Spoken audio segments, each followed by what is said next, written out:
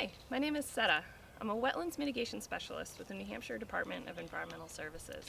In this video, we'll introduce you to some wetland areas known as priority resource areas. Today we're standing in a classic silver maple floodplain wetland along the Merrimack River. This broad wetland absorbs and settles floodwaters. By doing so, it provides flood protection and water filtration, as well as a dynamic and diverse ecosystem for wildlife. It also provides fantastic outdoor recreation opportunities, such as for fishing, birding, and nature photography.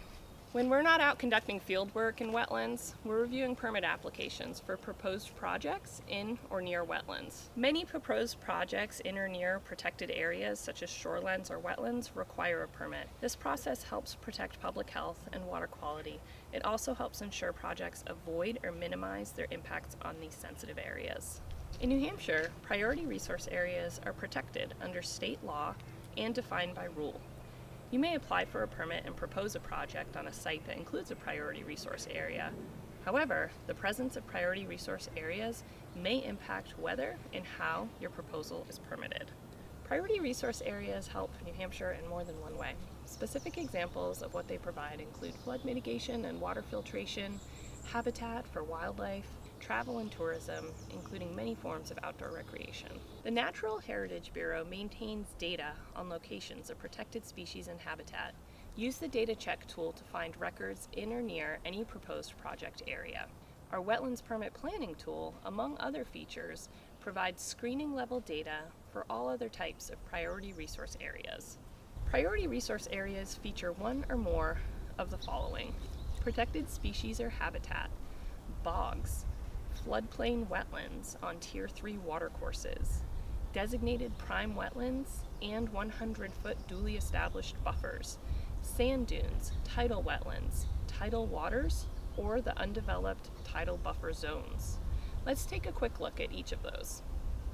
Protected species and habitat include any threatened or endangered species, eagle species, habitat of such species determined to be critical by New Hampshire Fish and Game, or any exemplary natural community identified by the Natural Heritage Bureau. Under state and federal laws and rules, no activity authorized by a state agency shall jeopardize the continued existence of protected species and habitat. Applicable laws may include the Federal Endangered Species Act, the New Hampshire Endangered Species Conservation Act, and the New Hampshire Native Plant Protection Act. Bogs feature stunted evergreen trees and shrubs, peat deposits, poor drainage, highly acidic soil conditions, highly acidic water conditions, or any combination of these. Peatlands are an even broader classification. The University of New Hampshire's Peatland webpage offers additional resources on open peatlands, including bogs. Changes to nutrients, water quality, or hydrologic inputs can convert peatlands into non-peatland wetlands. This may change their previous plant and animal populations. Peatlands also play vital roles in carbon and nitrogen cycles. Globally, they are at risk from climate change, which may push peatland communities farther north. These high-value wetland types need 3 criteria to qualify as a priority resource area. They are located within a 100-year floodplain designated on the current Federal Emergency Management Agency flood insurance rate map. They are on a watercourse with a contributing watershed of at least 640 acres. They are a 3-parameter wetland. Floodplain wetlands include forested wetlands, fens, vernal pools, oxbow marshes. As their name suggests, floodplain wetlands provide valuable flood storage. Floodplain wetlands also help reduce the frequency and intensity of floods. They act as natural buffers, delaying the peak floods and reducing the flood damage that may be caused from flood events. More details on wetlands benefits to the economy are available from the Federal Environmental Protection Agency. In addition to flood protections and economic benefits, floodplain wetlands provide valuable breeding areas for amphibian species, such as Jefferson salamander and northern leopard frog, as well as habitat for reptiles, such as wood turtles, Blanding's turtles, and spotted turtles. Last, woody plants in wetlands help reduce peak flows during flooding and allow sediment to drop out. This in turn helps maintain water quality by helping significantly reduce pollutants. More information on the water quality benefits of floodplain wetlands is available from the Nature Conservancy and from the University of New Hampshire. These high-value wetlands were designated by towns and cities.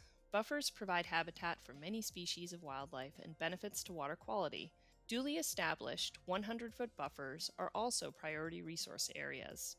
Location information to screen for them is available on our website, either as static maps by town or as a data layer in our Wetlands Permit Planning tool. New Hampshire's coastal lands and waters are both valuable and in limited supply.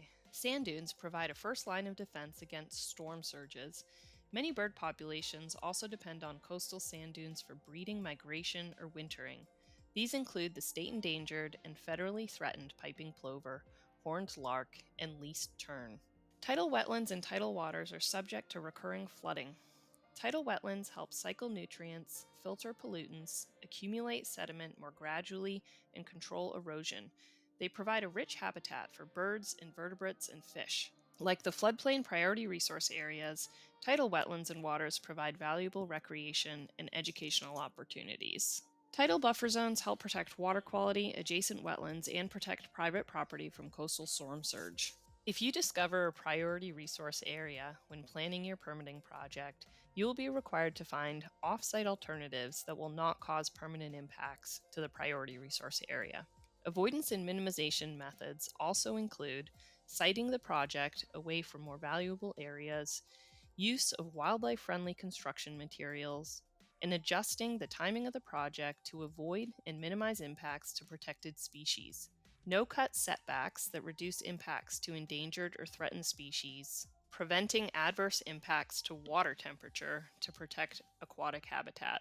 If avoidance and minimization is not possible or is insufficient, you may need to provide compensatory mitigation to ensure there is no permanent or temporal loss to the functions these areas provide. Avoidance and minimization are critical to keeping development and the environment safe, healthy, and sustainable in these priority resource areas of New Hampshire. If you have questions about a proposed project, please email us or call us and ask for the inspector of the day. We're happy to help make the navigation process a bit smoother for you. Thanks for watching, and thanks for helping spread the word about New Hampshire's priority resource areas.